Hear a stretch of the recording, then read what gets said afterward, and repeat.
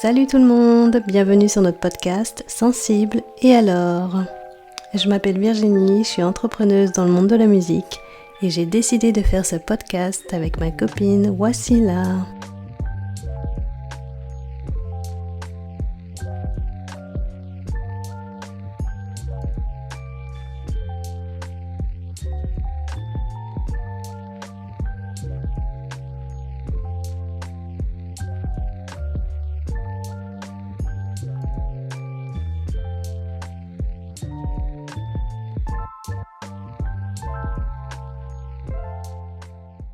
Bonjour madame. Bonjour madame. Comment allez-vous? Êtes-vous en colère aujourd'hui? Non, ça va, je suis apaisée. Et vous? Bah ça va pour l'instant. Ah bon? Oh bah moi je suis toujours un petit peu en colère. Hein. Ouais. C'est intéressant à savoir parce que justement on va en parler. C'est le sujet de la semaine, de la journée, de cet épisode. Est-ce que tu as une définition de la colère? Of course. Vas-y, Alors, je te laisse. C'est une définition très, officielle. Donc c'est une vive émotion de l'âme, se traduisant par une violente réaction physique et psychique. Voilà. Tu en as une autre ou est-ce que tu as des choses à ajouter? Alors moi, j'ai une version un peu plus complète. Alors, la colère est une émotion naturelle qui apparaît lorsque nous percevons une injustice, une frustration, une limite franchie, un besoin non respecté, une menace réelle ou ressentie. Son rôle n'est pas d'être mauvaise entre guillemets, au contraire elle agit souvent comme un signal d'alarme qui nous indique que quelque chose ne nous convient pas ou qu'une limite a été dépassée. Le problème n'est généralement pas la colère elle-même, mais la manière dont elle est exprimée ou réprimée. Certaines personnes explosent, d'autres l'intériorisent, d'autres encore ne se rendent même pas compte qu'elles sont en colère avant que cela ne ressorte sous forme de fatigue, de stress, de rancœur ou de larmes. Waouh. Je trouve que c'est une bonne définition. Ouais. Et ça définit bien ce qu'on peut ressentir dans le quotidien. Donc du coup, j'ai une première question pour toi. Si tu t'en rappelles. Quel est ton premier souvenir de colère? Ah non, je me souviens pas forcément du premier souvenir. Par contre, je me souviens du dernier. On va parler du dernier alors. Ouais, je me souviens du dernier. Et comme d'habitude, hein, ça s'est manifesté quand j'ai ressenti de l'injustice à mon égard. Voilà. Très précisément, on m'a pris pour une imbécile dans un contexte particulier et du coup, ça m'a mis en colère. Et comment t'as exprimé cette colère? Par le silence. D'abord. D'accord. Donc d'abord et après? Après, j'ai voulu communiquer. Très bien, ça c'est mais bien. J'ai pas pu. Mais bon, c'était ok. Très bien, très bien. Et du coup, je te retourne la question. Est-ce que tu as un souvenir, ton premier ou du coup ton dernier souvenir de la colère? Premier souvenir, pas forcément. Moi, ça serait plus, je te dirais en général, ce que j'ai ressenti étant plus petite. Parce que je sais que c'était de la colère. Et je pense que c'était lié au fait que je ne pouvais pas exprimer mes émotions et ne pas pouvoir exprimer vraiment qui je suis. À chaque fois, on me disait non, et fais pas ci ou fais pas ça, parce que c'était moi, quoi. Parce que ça les saoulait ou ça les rendait un petit peu... je sais pas, ça... On te demandait de la réprimer, du coup? Ouais. Du coup, moi, je l'ai beaucoup réprimée, moi, ma colère. Je l'ai beaucoup intériorisée parce que t'avais pas forcément le droit d'être en colère. Mais eux, par contre, ils l'extériorisaient à fond, tu vois. Mais toi, t'avais pas le droit. De quelle manière? Ça gueulait tout le temps, quoi. Ça gueulait. Et pour un non. Hein. Parfois, il n'y avait pas de raison d'être en colère. C'était genre un petit détail qui les énervait. parce que ça allait changer un petit peu leur quotidien, par exemple. Mhm. Mais oui, souvent de la colère. Et du coup, est-ce que toi, comme tu l'as réprimé, tu l'as gardé en toi, t'as trouvé un moyen de l'extérioriser? Et si oui, c'est quoi ton moyen? Au début, c'était l'écriture. Non, j'ai toujours écrit. Ça, par contre, depuis, je te dirais, le collège, où j'écrivais beaucoup toutes mes pensées, toute ma rage, toute ma tristesse. Ça, c'était ma seule technique à l'époque. Maintenant, je n'écris plus forcément.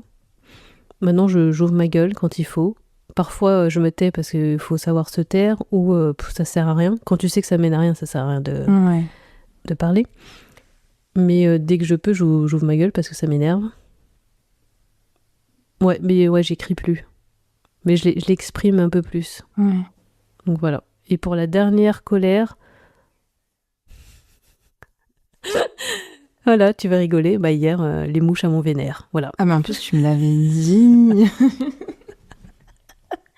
Non, mais c'est Non, bien mais, parce que... non, mais c'est bon, il fait chaud, t'as des mouches à rang, t'as sort pas. Donc c'est bon. Ouais. Non, mais ça donne un indicateur. En fait, c'est super bien parce que du coup, ça nous montre que la colère, elle a différents degrés. Oui, c'est ça. Ouais, tu vois, c'est génial. Carrément. Un truc à la con qui peut te rendre en colère. Bah oui, c'est un truc à la con, hein, mais ouais, moi, ça me vénère, voilà. Et finalement, pardon. En fait, on le minimise parce qu'on en rigole parce qu'on se dit, ouais, c'est des mouches, mais est-ce que comment dire, ça ne reflète pas quelque chose de plus profond? Est-ce qu'il n'y a pas du coup, ça te redirige pas finalement vers quelque chose de plus profond, cette colère envers les mouches? Je sais pas. Je ne sais pas. Ouais. Je veux faire une séance d'hypnose. Non, mais c'est bon, elles envahissent mon espace. Donc, ça fait longtemps que ça dure, cette histoire. J'ai pas mal d'histoires de mouches, mais Ouais. tu Je fais le vois. taf, faut pas qu'il y ait trop de mouches. Et t'en as toujours. C'est bon, quoi. Ouais, je Enfin, comprends. moi, je pense qu'on va faire un épisode sur les mouches. Mais ouais, voilà, c'était ma dernière, Ouais. ma dernière colère. Même si maintenant, ça m'énerve quand même un peu moins parce que j'ai travaillé sur cela. Mhm. C'était juste un petit détail de ma dernière colère. Du coup, comment la colère était-elle perçue dans ta famille lorsque tu étais enfant? Alors, de toute façon, je pense qu'en général, moi, je vais te répondre. Dans ma famille, la colère est mal perçue, forcément. On cherche toujours à l'étouffer. C'est pas une émotion qu'on aime ressentir parce que, voilà, forcément, elle est pas toujours comprise. Ou si elle est comprise, elle n'est pas toujours acceptée. Donc, bien évidemment, de toute façon, on le voit c'est de manière assez automatique quand un enfant se met en colère, que ce soit dans un supermarché ou même dans notre entourage avec des neveux, des nièces, des cousins, des cousines. Les premières choses que les parents vont dire, c'est « Chut, tais-toi, Ouais. je veux pas t'entendre crier ». Donc, de manière générale, je pense que la colère, elle est pas forcément bien perçue. Ouais. Et qu'est-ce que tu pourrais en dire du coup Enfin, tu nous l'as un petit peu dit, mais... Ouais. Pour compléter, moi, bizarrement, j'ai l'impression qu'il ne connaissait que la colère pour s'exprimer. Donc, il y avait très peu de douceur. Bon, il y en avait quand même, mais pour exprimer quelque chose, c'était souvent de la colère. On t'engueulait tout le temps. On s'excitait tout le temps pour un oui, pour un non. Donc, c'est vrai que moi, j'ai grandi avec ça, quoi, la colère tout le temps. Ouais. Donc, du coup, t'as pas envie de faire grand-chose, quoi. T'as pas envie de parler, t'as pas envie de t'exprimer, parce que tout rend en colère. Donc, même m'être malade, ça pouvait les rendre en colère, parce qu'il fallait qu'ils me gèrent. Donc, tu peux rien, toi, t'es malade. T'en peux plus. Ouais. Donc, en fait, dès qu'il s'agit de responsabilité envers l'autre, ça peut les emmerder, parce que maintenant, c'est différent, mais quand on était gamin, c'était ça, quoi. Ouais. Beaucoup de colère pour tout exprimer. Est-ce que tu penses que pour tes proches, du coup, cette colère-là, en fait, c'était dû au fait qu'ils ne savaient pas gérer. Ouais, je pense, ouais. Ouais. Je pense qu'on ne leur a jamais appris. Mm. Donc, du coup, c'est comme ça qu'ils géraient. Hein. Enfin, maintenant, j'en Ouais. vois encore qui fonctionnent encore comme ça. Mm. Maintenant, tu le vois différemment, mais c'est vrai que c'est... Ouais, c'est... Il faut l'apprendre à la gérer, cette colère. En fait, ce que j'allais te dire, je pense que la colère, dans sa forme, on va dire, la plus pure, j'ai l'impression que c'est aussi une émotion, je sais pas si on peut dire primitive, enfin, je sais pas si tu comprends le sens de... Elle est brute, elle est... quand on sait pas la gérer, quand on ne la comprend pas, quand on sait pas exactement ce que c'est, j'ai l'impression que c'est... Ouais, elle devient primitive, en fait. C'est pas faux. Ouais. C'est pas faux. J'ai une question pour toi. Oui, madame. Est-ce que la colère te fait peur, la tienne ou celle des autres? Ça dépend du degré de colère. Parce qu'il y en a, quand ils sont en colère, ils peuvent vraiment exploser et être dangereux. Ouais, ils sont pas contrôlables. Ouais, pas forcément dans mon entourage, mais quand on voit dans la rue, des trucs comme ça. Enfin, il y en a même dans la société, il y en a qui peuvent vraiment péter des plombs, quoi. La mienne, non, pas forcément. Quoique, parfois, je peux tout péter. Et quand tu pètes tout, ça te fait peur? Tu te fais peur? Non. J'intériorise tellement qu'en fait, quand ça explose, quoi. Mais après, ça explose pas non plus jusqu'à non plus être dans l'extrême, mais après, j'aime pas forcément dégager toute cette colère, mais parfois, pas le choix. Quand t'es vraiment en colère, bon là, ça s'est calmé depuis. Les autres, ouais, c'est quand ça peut être un peu dangereux, quand carrément ils peuvent tabasser des gens, voilà, même si, hein, entre guillemets, certaines personnes le méritent. Non mais franchement, certaines situations, il y a des gens qui mériteraient vraiment qu'on les tabasse un coup, quoi, qu'on les remette en place. Du moins, verbalement, tu vois, trouver les bons mots pour remettre les personnes en place, franchement, parfois c'est nécessaire. Donc voilà, mais ça me fait pas forcément peur sinon. Ok, super. Sauf si c'est trop violent, comme je t'ai dit. Et toi? Avant, oui, ça me faisait peur, parce que c'est vrai que c'était quelque chose que je ne comprenais pas forcément, surtout dans ses formes les plus violentes, comme tu as pu le dire. Je me disais toujours, waouh, ça peut être dangereux, waouh, ça fait peur. T'entends crier, forcément, t'es pas forcément à l'aise avec ça. Aujourd'hui, non, je n'ai pas peur de la colère, parce que je comprends en fait que c'est un combat intérieur qui n'est pas réglé. C'est des choses qui n'ont pas été travaillées, que ce soit pour moi ou pour les autres. Moi, j'aime pas quand je rentre dans une colère. Par exemple, j'aime pas, des fois en voiture, c'est vrai que je peux rentrer facilement en colère. Bah, il y a des raisons. Oui. Ça, c'est une bonne raison en bagnole. C'est une bonne raison, mais il n'empêche que qu'elle m'impacte moi en premier. Oui. Et je vais pas forcément aimer, et avant, je me détestais pour ça. Et aujourd'hui, je me dis, je suis un peu plus douce avec moi, tu vois. Je suis un peu plus tranquille. Je m'accorde le droit d'être en colère. Et voilà, donc non, j'ai pas peur. Et quand c'est quelqu'un d'autre qui s'énerve, comme je te l'ai dit, pour moi, c'est juste des personnes qui n'ont pas forcément réglé leur situation. Après, je parle vraiment de la colère, comme on parlait, de la colère assez primitive. Parce que je pense qu'il y a différentes sortes de colère aussi. Oui, oui, carrément. As-tu l'impression d'avoir le droit d'être en colère aujourd'hui? Alors, toujours pas. Mais à la différence, c'est que je m'accorde le droit. Sans pitié, quand j'estime que ma colère, elle est légitime, et là, on en revient après un peu à ce que je disais plus tôt, donc les différentes colères, quand j'estime qu'elle est légitime, eh ben, je lui donne son espace. Ah bah oui, il faut. Et toi? Bah, plutôt pareil, hein. Ouais. Plutôt pareil. Tu sais, en général, moi, je suis pas quelqu'un qui me met facilement en colère. Bon, il y a plusieurs catégories. Je peux te faire un top 3 de trucs qui me rend vraiment en colère. Mais sinon, en règle générale, ouais, je suis pas quelqu'un qui me met facilement en colère ou qui me met en colère comme ça. Et même si je suis en colère, j'arrive beaucoup mieux à la gérer maintenant. Parce que maintenant, vu que j'extériorise mieux, je m'exprime. Par exemple, si Ouais. un truc qui me rend en colère, j'irai te le dire, j'irai le dire à quelqu'un d'autre ou Ouais. je le dirai à voix haute comme ça, quoi. Enfin, faut au moins dans ma tête, tu vois, dire ce que tu ressens. Parce que avant, oui, quand je n'extériorisais pas, c'était autre chose. Mais Ouais. maintenant, oui,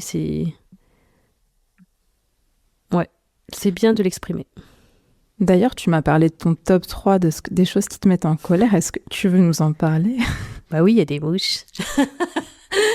Franchement, non, mais les insectes qui te volent devant la race, là, ça m'énerve. Mais bon, là, c'est juste un détail. Sinon, bah, oui, certaines personnes que je ne citerai pas qui me mettent en colère, mais monstres. Je pense que tu as peut-être deviné qui c'est. Enfin, bref. Bon, ça s'est un peu calmé, mais ça faisait partie des personnes qui me rendaient vraiment en colère. Ou sinon, il y a des personnes que je déteste. Je pense que tu ne les aimes pas non plus. Moi, ça me donne une rage. C'est les gens dans les rues, là. Les associations qui viennent te gratter du fric, mais genre normal, et qui forcent. En fait, je déteste qu'on me force la main. Ouais, Mais là, bien sûr. je déteste ces personnes-là. Je ne sais pas comment ils font pour faire ce taf, pour gratter autant de sous, soi-disant pour une bonne association. Enfin, je comprends pas. Ouais. C'est du forcing à mort. Quand tu les vois dans la rue avec leur gilet bleu, jaune, peu importe, ils sont là. Orange. Hello! Genre, ça gueule au loin. Vous avez du temps! Tu traverses la rue. Allez, s'il vous plaît. Puis voilà, c'est bon, la prochaine Alors, fois. tu fais quoi dans la vie? Et puis ils sont trop contents, quoi. Non mais franchement, eux, non mais la prochaine fois, je parle à moi là aussi. Hein. Mais je les ai évités depuis un certain temps. Même, par exemple, avec eux, je me suis vénère, quoi. Puis genre, ils se vénèrent aussi parce que moi, je suis en colère, c'est bon, tu m'agresses pas, tu m'agresses, je t'agresse. Donc oui, il y a des catégories de personnes comme ça, là. Je peux pas. Personne oppressante. Et puis après, les autres personnes, c'est toute personne qui manque de respect, quoi. Ouais. Manque de respect et politesse, là, ça me fout la rage. Donc là, je peux être agressive, je peux pousser des gens, je peux... J'allais dire, j'aimerais trop voir ça, mais en fait, non. Personne ne mérite. Non, mais personne, enfin, je souhaite pas te voir malmené, en fait. Non, mais tu rigolerais aussi. Oui, ça, c'est... Il y a une forte probabilité, ouais, effectivement. Penses-tu que l'hypersensibilité influence ta manière de vivre la colère? Ouais, oui, évidemment. Tout est amplifié. Tout est hyper amplifié. Encore du coup, plus quand ça touche l'un des, comment dire, des choses, enfin, l'une des domaines qui te mettent en colère. mais quelle est l'intensité de ta colère, toi, du coup? Bon, je t'ai déjà vu en colère, mais juste au volant. Mais c'était pas grand-chose.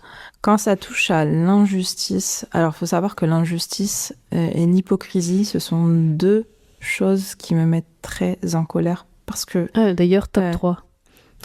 Hein? Top 3. Injustice, hypocrisie et manque de respect, je crois. Ouais. Après, ça, c'est vraiment les grosses colères. Les petites colères, bon, voilà, la voiture. Les mouches. Les mouches, ça me met pas en colère, ça me saoule, ça m'embête. Voilà. Ça me met pas en colère, mais ça m'embête.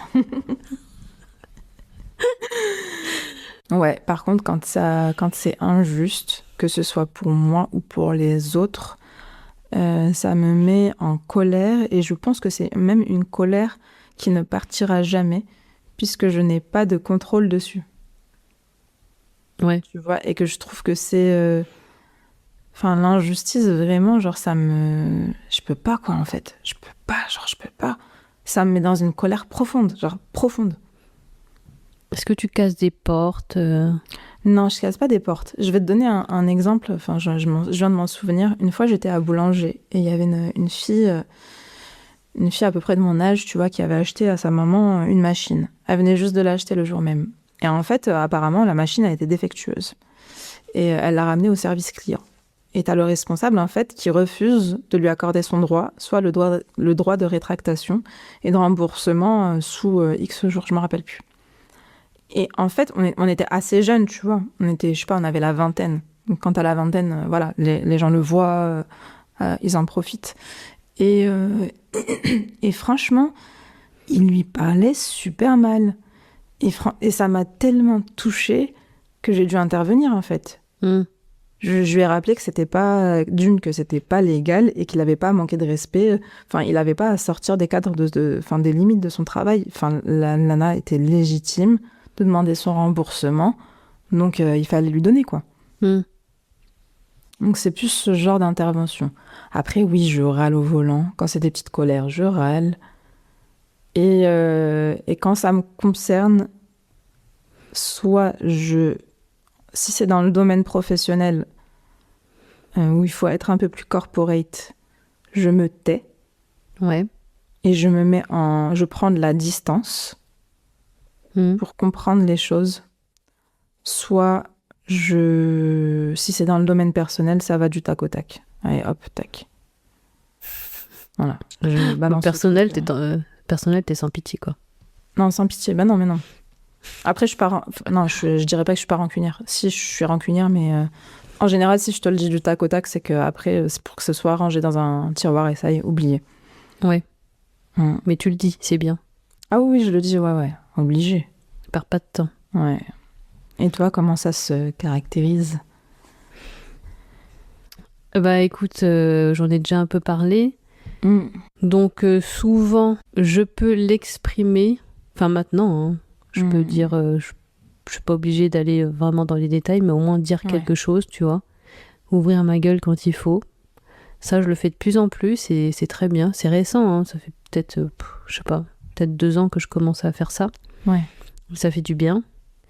Même si parfois, t'es pas obligé d'aller en profondeur dans ce que tu exprimes, mais au moins dire quelque chose. Qu'avant, je me taisais beaucoup trop. De toute façon, moi, je me taisais pour tout, hein, pour toute émotion. Donc, ouais, c'est plus comme ça. Et quand je suis un peu plus en colère, bon, je peux aller jusqu'à insulter les gens parfois. Mais je te dis, ouais, c'est vraiment le côté manque de respect, et hypocrisie, manque de politesse, ces trucs-là, ça m'énerve, quoi. Et il y a de moins en moins de respect de nos jours, donc c'est difficile. Puis la politesse, c'est pareil. Ça, c'est des trucs, bon, voilà. Ouais. Bah, et en fait, il y a de quoi être en colère dans ce monde. Et entre ceux qui savent pas exprimer leur colère correctement, qui sont en colère depuis qu'ils sont nés, limite, et puis tout le manque de respect que tu as dans le quotidien, comment veux-tu t'en sortir ? Donc, c'est pas toujours évident. Est-ce que tu pourrais vivre avec quelqu'un de colérique ? Non. Pourquoi ? Je supporterais pas, tout simplement. J'ai envie de me buter et de le buter aussi. Donc, bon. La paix. Le ou là, quoi. Ah oui, moi, j'ai besoin de paix.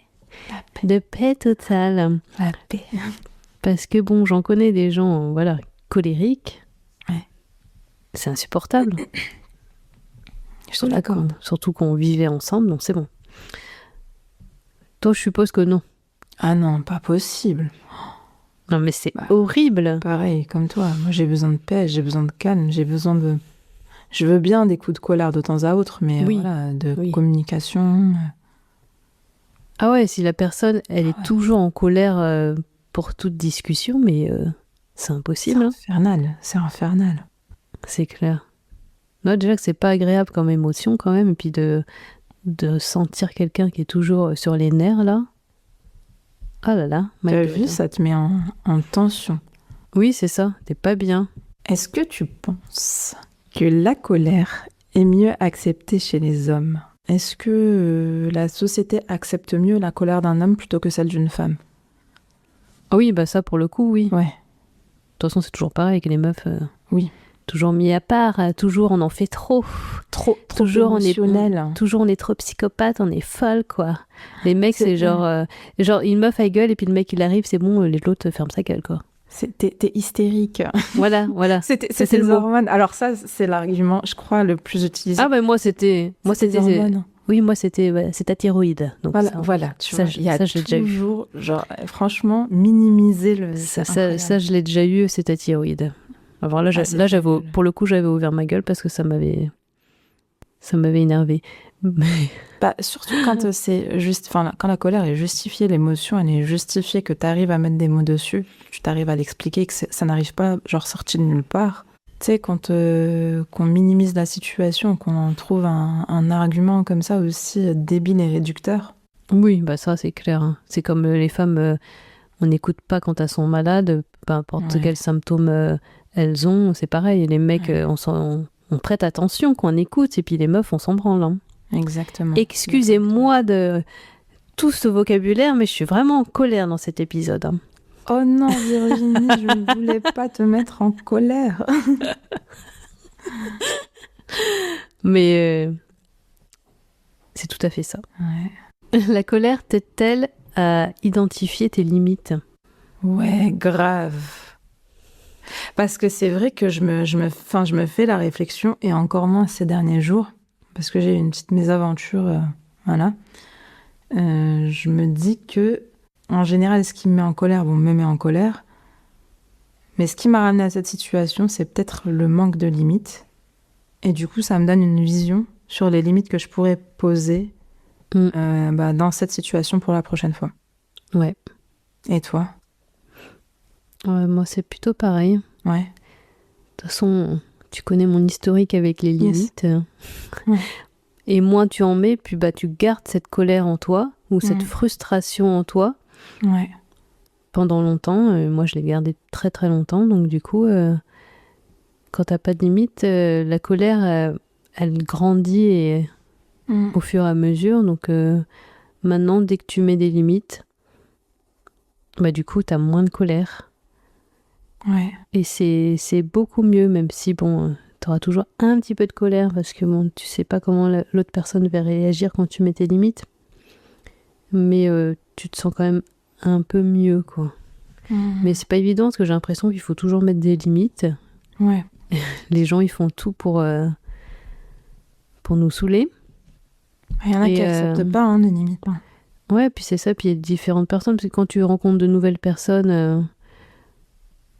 faut faire des mises à jour. Oui, voilà, faut faire des mises à jour à chaque fois, et même toi, pour ta situation dans le monde professionnel, voilà, et personne te connaît, donc il faut refoutre tes limites, donc c'est chiant, quoi. C'est pénible. C'est compliqué, ouais, effectivement. Enfin bon. Que se passe-t-il lorsque tu gardes ta colère à l'intérieur trop longtemps ? Franchement, ça m'affecte, ça me rend triste, ça me remet même en question. Enfin, je me remets en question parce que je rumine, du coup, et c'est des dialogues qui sont en interne, que je peux pas forcément exprimer, et ça me ramène en général vers rien de bon. Et ça me fait exploser, parce que l'effet cocotte minute, il est bien existant chez moi. Parce qu'il y a trop de non-dits, en fait. Exactement. Donc du coup, à un moment donné, ça explose. Il suffit qu'une personne fasse un coup en trop. Et là, ça explose, quoi. Et ça, tu vois, je trouve aussi que c'est dans un sens malsain. Parce que c'est vrai que je suis pas d'accord avec le principe de se réveiller un beau jour et même si c'est légitime, même si les arguments sont légitimes, se réveiller un beau jour et mettre dans la tête de quelqu'un tout un historique, tu vois, de 1 an ou 2 ans, et qu'il soit un peu surpris par les choses. C'est pour ça que je préfère dire directement, régler les choses au moment où ça se passe, comme ça, hop, il n'y a pas de surprise, quoi. Il y a pas de... Je sais pas ce que tu en penses. Ça dépend des situations, comme toujours. Il y a des situations où je n'ai jamais pu rien dire parce qu'il n'y avait jamais d'écoute. Ouais. Et quand tu n'as pas d'écoute, tu gardes tout en toi finalement, même si je l'ai écrit plein de fois, je l'ai dit plein de fois à des gens. Et ça, c'est un peu frustrant, mais là, c'est à toi de faire le taf et de passer à autre chose et de faire le deuil de ces trucs-là. Parce que malheureusement, parfois tu peux pas l'exprimer, même si tu le fais, bah, on te rejette la faute souvent. Il n'y a pas d'écoute alors que je parle de la personne sur cette situation précise. Moi, il y a plusieurs situations où je n'ai pas pu aller au bout, où je n'ai jamais pu rien dire. D'ailleurs, récemment, j'avais envie d'écrire à quelqu'un pour lui dégager un peu toute la vérité, lui dire pourquoi on se voit plus, ou beaucoup moins. Mais ça date de tellement longtemps et après je sais pas comment on va réagir, mais parce que sur le coup, bah, je sais pas, elle est passée deux personnalités en quelques instants, donc limite je pense qu'elle a dû oublier. Enfin bref. Mais ouais, ça avait dégagé beaucoup de colère à ce moment-là. Mais oui, si je la garde trop longtemps, moi c'est ça se ressent dans le corps, tout simplement. Beaucoup de tension.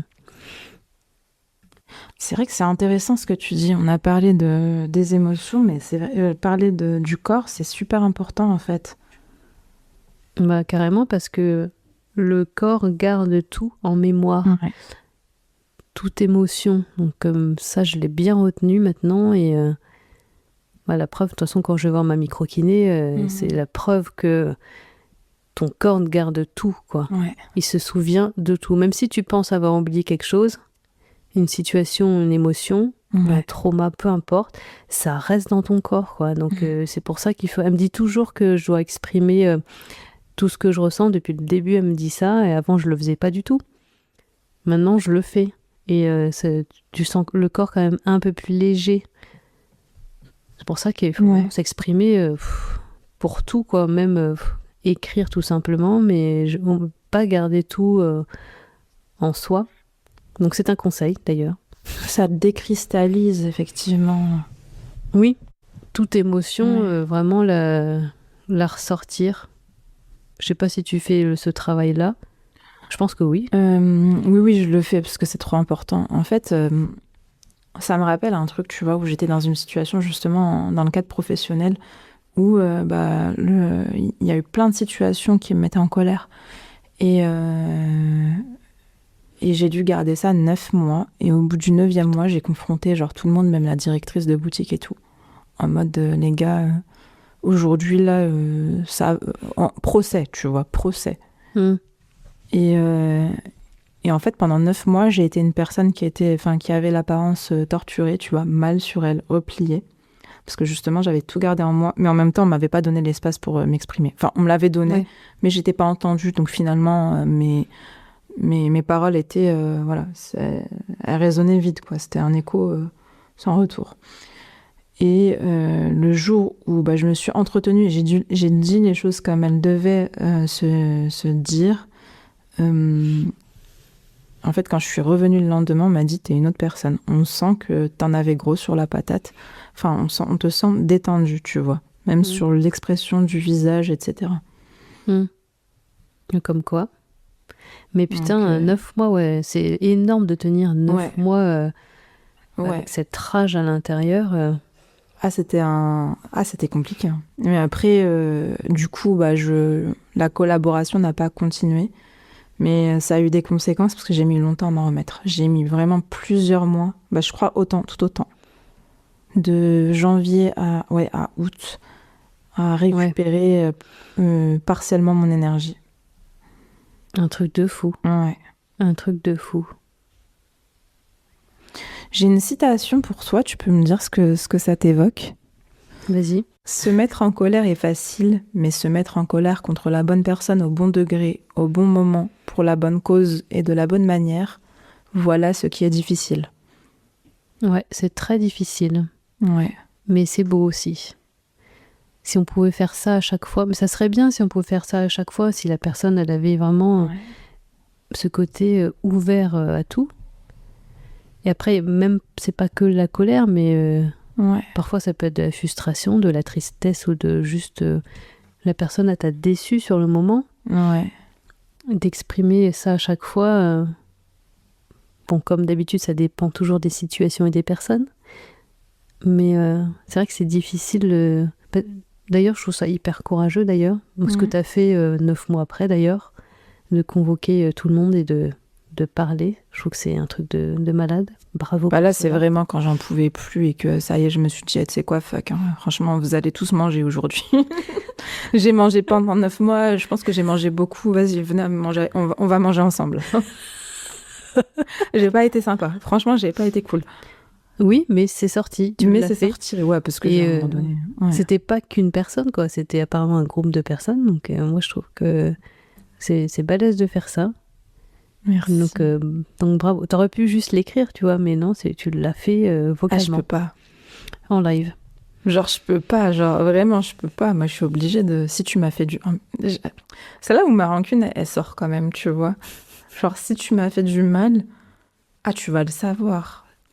En fait, ça dépend. Si c'est des relations que je veux conserver, tu vois, dont je prends soin, c'est vrai que je vais choisir mes mots, je vais faire cet effort vraiment de choisir, de faire attention. Si t'as été mauvais, non, tu vas te manger les choses brutes. Et moi, c'est chaud parce que je dis la vérité. Ouais. J'ai une certaine peur de toi. lucidité sur ce qui se passe, c'est très factuel, très... Et je sais repérer les points faibles. Je les utilise pas en général, mais quand ça arrive, c'est la vie. Hein. Bah, j'ai peur de toi, hein, pour le coup. Non, t'as pas à avoir peur. J'ai peur de toi. Non, t'as pas à avoir peur. Si je te mets en colère, je pense que je vais avoir peur. Non. Je vais me cacher, quoi. Parce que t'es mon ami et que je tiens à notre relation. Bah écoute, on verra si demain on sera toujours au même stade, quoi. Si je te mets en colère, je vais essayer. Genre la menace, quoi. Je vais te dire, Virginie, tu cherches quoi, là? Là, si tu me ramènes 100 000 mouches chez moi, là, je peux te dire... Une bataille avec des moustiques. Et des moustiques. Des moustiques. Ouais, et ben non, je te parlerai plus. As-tu déjà confondu colère et tristesse ? Oui, il y a possibilité que les deux se mêlent. Oui, tout à fait. Ouais, il y a possibilité que les deux se mêlent. Et toi ? Alors, je ne l'ai jamais confondu, mais en effet, les deux peuvent se mêler. Parce que tu peux être en colère et triste à la fois. Ouais. Et c'est encore pire. Et souvent, au début, tu es en colère, puis tu es triste. Ouais.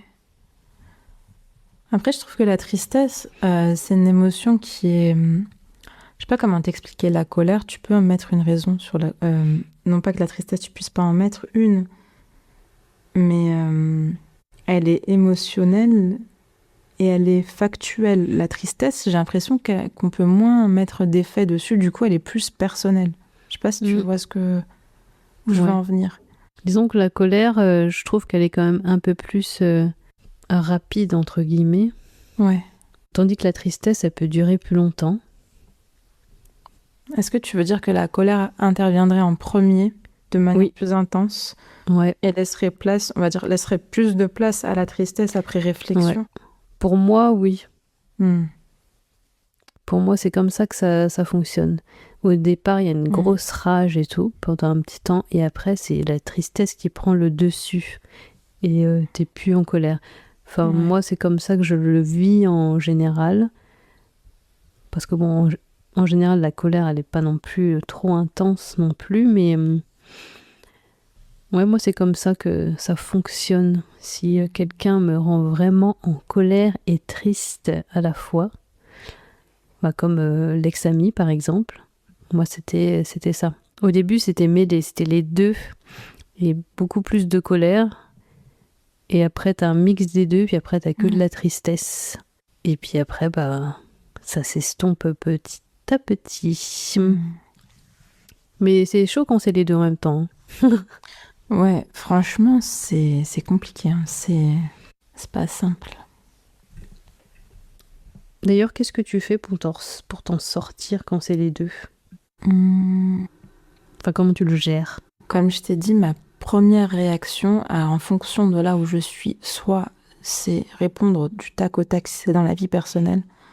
Si c'est dans la vie professionnelle, être un peu plus corporate. Par contre, comme je suis une personne entière, je sais pas faire les choses à moitié.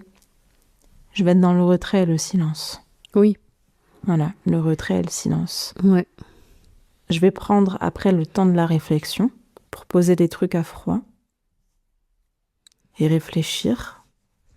Parce que quand tu es dans l'émotion et dans la colère, ou la tristesse, ou les deux, tu sors les trucs un peu avec ton cœur et c'est pas forcément comment dire, c'est pas forcément... on a peut-être amplifié les choses, tu vois, c'est pas forcément un reflet de la réalité de ce qui s'est passé ou quoi. Ouais. Et du coup, une fois que j'ai posé les choses, j'évalue et je me dis, est-ce que ça en vaut la peine d'en parler? Ou est-ce que finalement, c'est juste une mise à jour sur la relation que je peux avoir avec la personne? Ouais. Voilà.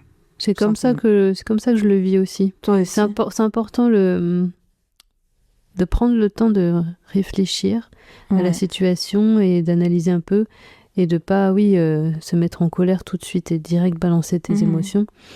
Prendre vraiment le temps de réflexion. Et t'as raison, réévaluer un peu la relation que t'as avec l'autre personne. Ouais. Là, justement, il est nécessaire. Et je trouve aussi que c'est important le retrait et le silence pour certaines personnes aussi. Merci important. beaucoup. C'est très important aussi parce que on en revient aussi aux limites, hein, mais parfois t'as pas le choix, quoi. Et je trouve que c'est une bonne stratégie de se protéger. Se protéger tout simplement. Tu sais, ce que tu me dis, ça me fait plaisir parce que bon, comme tu le sais, je suis en plein dedans en ce moment. Ouais. Et pour d'autres personnes, en fait, il a été mal reçu. Le retrait et le silence que j'ai eu, ils ont mal été reçus. Et ça a été plus vu comme une menace qu'autre chose. Mais bon, ça c'est un autre sujet parce on va faire aussi un podcast sur le silence. Mais ouais. Moi, je trouve que ce que tu as fait était nécessaire pour toi. Si les gens le voient différemment, tant pis pour eux. De toute façon, toi, le principal, c'est de faire ton travail, ta vie. Ouais. Les autres, ça n'a pas à les impacter, tu vois ce que je veux dire? Ça ne les concerne pas, en fait. Si tu es silencieuse, être dans ton coin, tant que tu fais ton truc, c'est bon, quoi. Ça dérange personne techniquement.